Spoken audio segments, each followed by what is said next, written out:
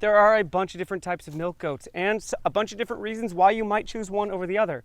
Spoiler alert, I chose Nubians, but this is not going to be the right choice for everybody. There are actually a few different types of goats out there for milk. You have your Nubian goats, your Nigerian dwarf goats, your alpines, the Saanen goats, the Toggenburgs. Another goat is La Mancha, and there's a few others. But it's these two goats that are the most common for people to bring onto their farms or their homes or small properties. The Nigerian dwarf and the Nubians. So for this video, we're going to break this up by those two types. First, the Nubians. Nubians are very distinct in their characteristics. They have really long floppy ears, and something awesome about their milk is that it's really high in butterfat content. This means that when it comes to butters and creams and cheeses, the Nubians are going to be a lot better than a lot of the other goats, specifically because of their butterfat content. Now, they do produce a lot of milk, especially in comparison to the Nigerian dwarf.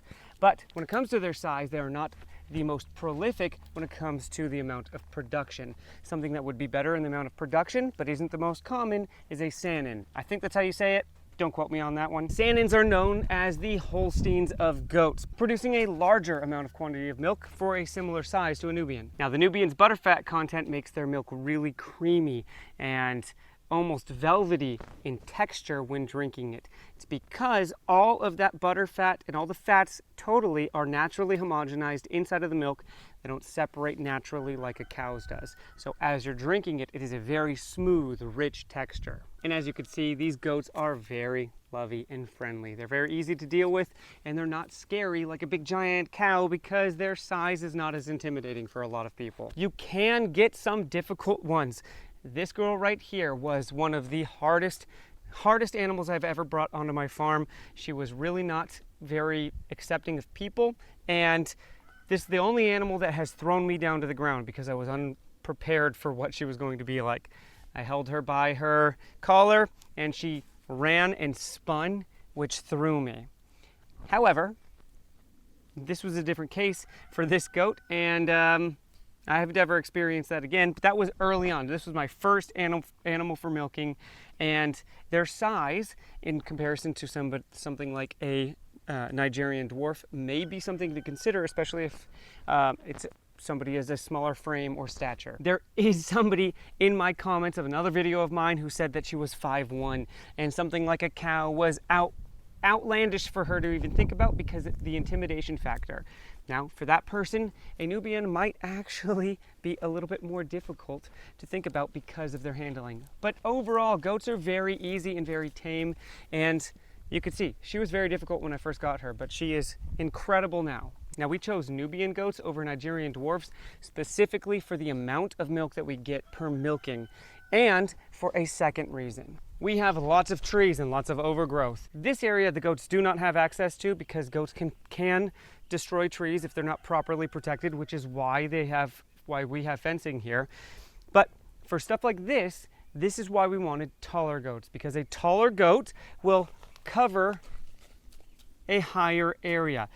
The goats have scarred this right here, which is why I have put some netting on here, which goats can do. And they can kill trees, but so can cows. So that's something that is to be aware of, especially with young trees. But however, I'm getting aside of myself. Weed control and brush control is something really to consider when going for a goat, not just quantity of milk. If you have weeds or brushes, you don't want to mow, you have stuff to deal with like I do like this, well, a taller goat may really be a good choice. Now let's talk quantity of milk when it comes to Nubians.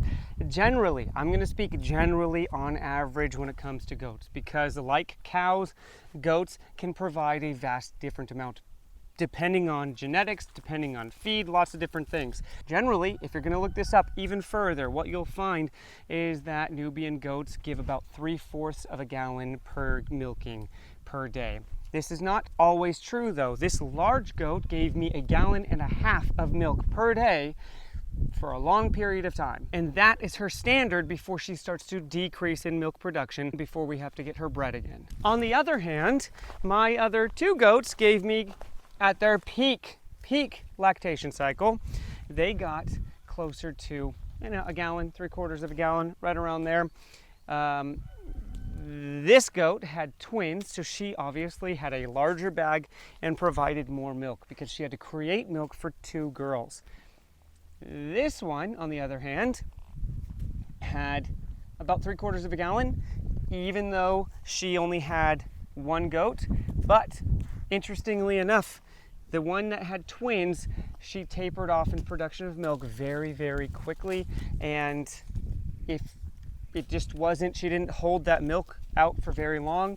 Her peak milk production wasn't as long, while the other goat held on to that 3/4 of a gallon for a very long time. She never fell in production after that, so she is a great milker for that one. That's where I'm saying all goats, even in the breeds, will produce milk a little bit differently, but generally 3/4 of a gallon. Now that we're on the topic of how much milk they give, let's go into the barn and I'm going to show you what it's like to milk a Nubian goat.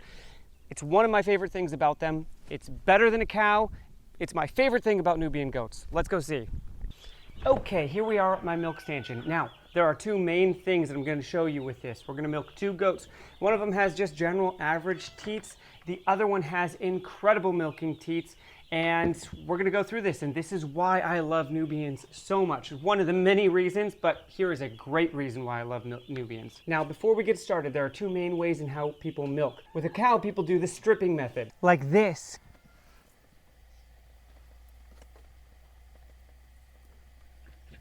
But that method takes a lot longer, and with a goat, I really don't like to do the stripping method. I do something different. I do something called the pinch and squeeze, I think. It doesn't really have a formal name, but it's much different.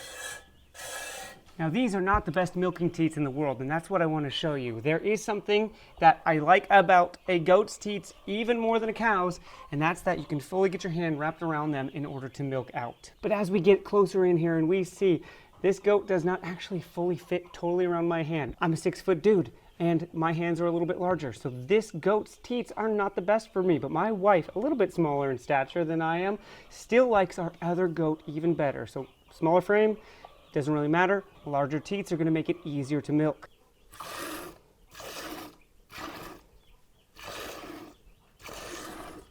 Now let's look at this goat's teats. They're much larger and way easier for me to get my hand around, so that as I grab, pinch, and squeeze out, things just go much faster, way easier. If I were to try to do the stripping method on her, it just doesn't work well, not like on a cow. I just really don't like to do that method up here on a goat.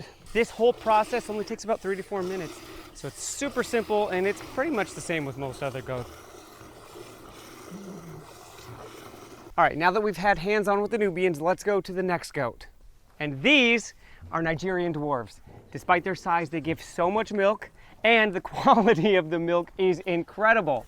The way I would describe this milk is almost ice creamy. It's almost more sugary than a Nubian goat. However, there is a lot less milk, with the milk only giving you 1/4 of a gallon every single day. But honestly, look how unbelievably adorable these goats are.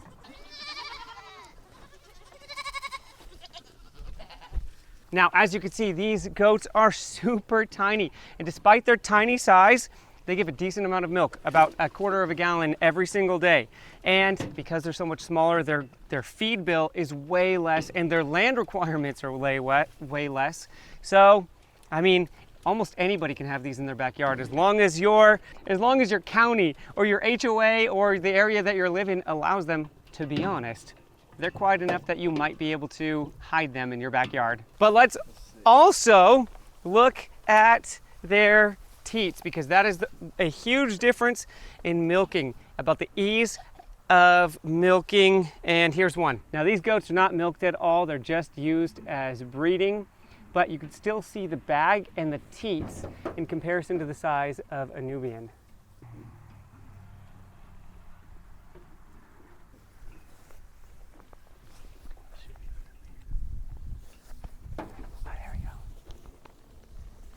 There we go. Now this is Nakomi, and as you could tell with their smaller size, it would add a little bit of challenges when it comes to milking, because they're closer to the ground, which means whatever container you put underneath them, it's just going to be smaller. But they give less milk, so it may not be too much of a challenge for anybody, but it is something to consider. Now, some great things about their tiny size is they are a lot more manageable in destroying your property. So my Nubians, the bigger goats, they have killed some trees, so I have to be really careful. These little ones are not as bad and not as hard on even cedar trees. They don't really strip the bark, and it's just a lot more manageable and easy. Now, one of the largest problems with goats is that they break out. And because they're small stature, you don't need super high fences, and they only weigh max 60 pounds. And at that case, they don't lean up on the fences as much, bending them over, and they can't lean over, bend the fence down, or break it as easily, or even if at all. And then talking about escaping, one major thing is this 4x4 fencing where the squares are a lot bigger, field fencing.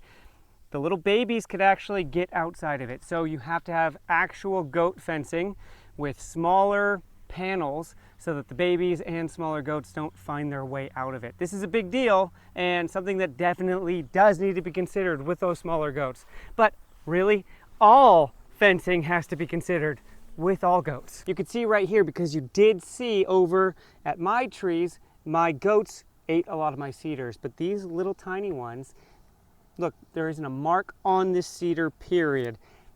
Way better at tree management and less stressful if you don't want to kill your trees. Now, another really great thing about their size is that pretty much anybody could pick one up, put it in the back seat of even their tiny little car. When I first got my big Nubians, I put them in the back of my SUV.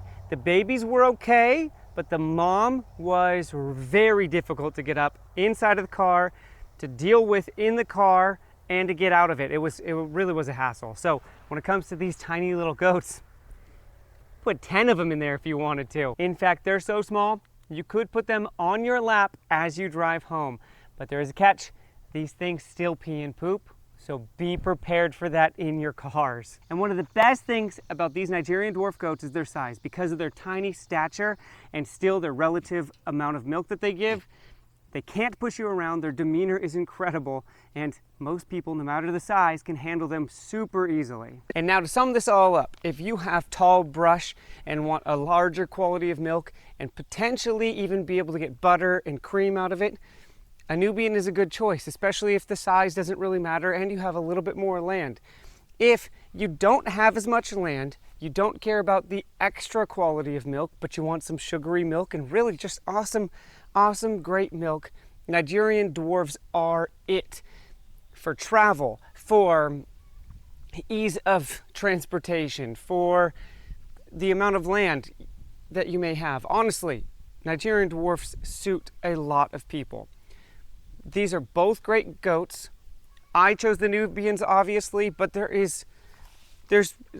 honestly, they're both for everybody. I could do Nubians here. I could do Nigerian dwarfs here. I would just personally want a few more Nigerian dwarfs to make the quantity of milk that I need for a larger family. But if you're still curious and you've still been looking maybe into a cow or anything else, I just recently made a video of why I think for the most amount of people, for the majority of people out there, a goat is actually better than a cow for many different reasons. So at the end of this video, I'm going to leave a card up there. Check that one out if you're still interested in why I actually think goats are way better. That video really is meant to be an encouraging message to a lot of people out there who don't have land for a cow or time or experience. If you like this kind of stuff and you're here all the way up until now, consider subscribing. I'm not always talking about goats. We're very into homesteading here. So give us a follow. We'll see you next time. See you later.